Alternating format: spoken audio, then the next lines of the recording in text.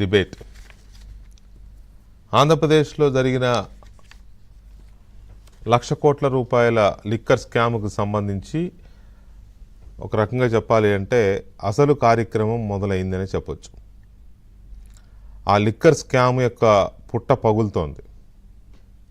అత్యంత కీలకమైన enforcement directorate enter అయింది. ఇప్పటి వరకు ఆంధ్రప్రదేశ్ ప్రభుత్వం నియమించిన సిట్ ఆధ్వర్యంలో దర్యాప్తు జరుగుతూ వచ్చింది. కేవలం డిస్టిలరీల దగ్గర ఆర్డర్స్ ఇచ్చినందుకు గాను కమిషన్ల రూపంలో తీసుకున్న 3,500 కోట్ల రూపాయలకు మాత్రమే ఇప్పటి వరకు దర్యాప్తు జరిగింది. దాంట్లోనే దాదాపు 30 మంది దాకా అరెస్ట్ అయ్యారు. 20 మంది ఇప్పటివరకు జైల్లో ఉన్నారు. ఇవాళ కూడా ఎంపీ మిథున్ రెడ్డిని పోలీస్ కస్టడీకి కోర్టు అనుమతించింది. ఈ పరిస్థితుల్లో అసలు దీన్ని మొత్తాన్ని లెక్క తీయాలి అని అంటే ఒకవేళ ఈడీ ఆ రేంజ్లోకి వెళ్తే ఎలా ఉంటుంది అనేది ఇప్పటి వరకు అందరూ చర్చించుకున్నది. అది మొదలైంది. నిన్నటి నుంచి ఈడీ ఇటు హైదరాబాద్లోనూ మరికొన్ని చోట్ల దాడులు చేస్తోంది, సోదాలు చేస్తోంది. కొన్ని కంపెనీల అంటే కొన్ని వ్యాపార కంపెనీల పైన అలాగే వాళ్ళ ఆఫీసు ఇళ్ళ పైన దాడులు చేస్తుంటే వేరే ఏదో అనుకున్నాం మనం. కానీ ఇవాళ ఉదయం తెలిసింది ఏంటి అంటే హైదరాబాదులో బూరుగు రమేష్ అనే ఒక వ్యాపారి ఇంటిపైన నిన్నటి నుంచి దాడులు జరుగుతున్నాయి. అది ఇవాళ ఉదయం 11 గంటలకు తెలిసింది ఏంటి అంటే అది రాజ్ కసిరెడ్డి పెట్టుబడుల కంపెనీ అని,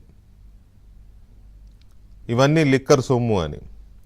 అట్లాగే 5 రాష్ట్రాల్లో కూడా ఇలాంటి పరిస్థితే ఉంది అనేది ఇప్పుడు మనకు తెలుస్తున్న అంశం. తెలంగాణ, ఆంధ్రప్రదేశ్తో పాటు తమిళనాడు, కర్ణాటక, ఢిల్లీ, ఏపీ తెలంగాణతో పాటు తమిళనాడు, కర్ణాటక, ఢిల్లీ ఈ 3 రాష్ట్రాల్లో కూడా వీళ్ళ పాపాలు అక్కడ కూడా పేరుకుపోయాయి. అక్కడ కూడా వీళ్ళ బినామీలతో వీళ్ళు పెట్టుబడులు పెట్టి షెల్ కంపెనీలు, సూట్ కేస్ కంపెనీలు అంటాం కదా, అవి సృష్టించి ఆ డబ్బుని ఎక్కడి నుంచి ఎక్కడికో రూట్ చేశారు.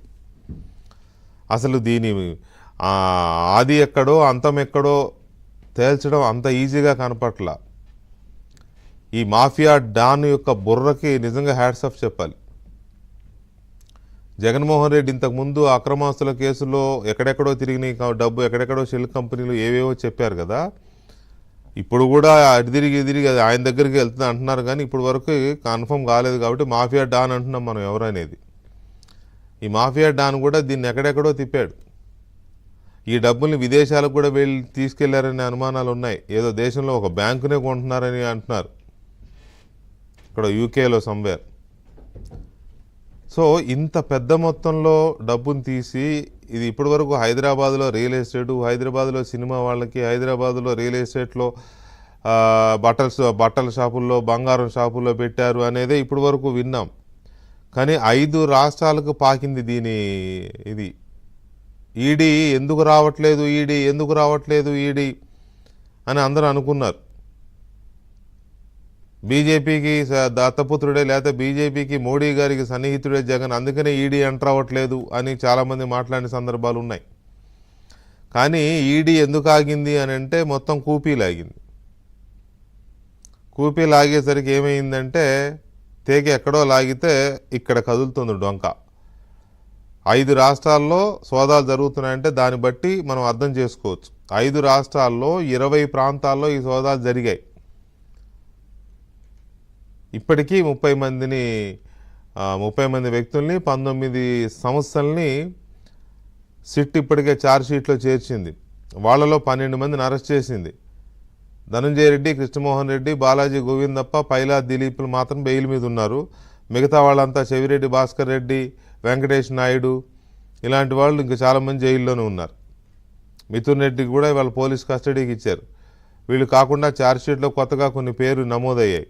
సో ఈ మొత్తం వ్యవహారం చూస్తుంటే ఇక ఇది చాలా పెద్ద ఎత్తున ఈ దర్యాప్తు సాగుతున్నట్టు కనపడుతోంది. ఈడీ అయిందంటే ఇక ఇది తిహార్ దాకా అది చూసాం కదా. ఢిల్లీ లిక్కర్ స్కామ్లో ఈడీ ఏం చేసిందో, ఎవరెవరు తిహార్ జైల్లో ఉన్నారు. అప్పటి ఢిల్లీ సీఎంని మాజీ సీఎంని కాదు, సిట్టింగ్ సీఎంని సిట్టింగ్ డిప్యూటీ సీఎంని, ఇతర రాష్ట్రాలకు చెందిన కొంతమంది నాయకుల్ని, మన దగ్గర కవిత గారు లాంటి వాళ్ళని చాలామందిని తీసుకెళ్ళి లోపల తిహార్ జైల్లో.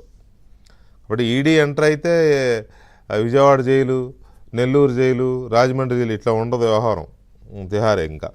సో దీని మీద అసలు ఈ ఈడీ సోదాలు ఎక్కడెక్కడ జరిగాయి, వీళ్ళకి ఈ లిక్కర్ స్కామ్కి ఏపీ లిక్కర్ స్కామ్కి ఉన్న లింక్స్ ఏంటి అనే దాని మీద మనకి వివరాలు అందించడానికి మా క్రైమ్ ఇన్ఛార్జ్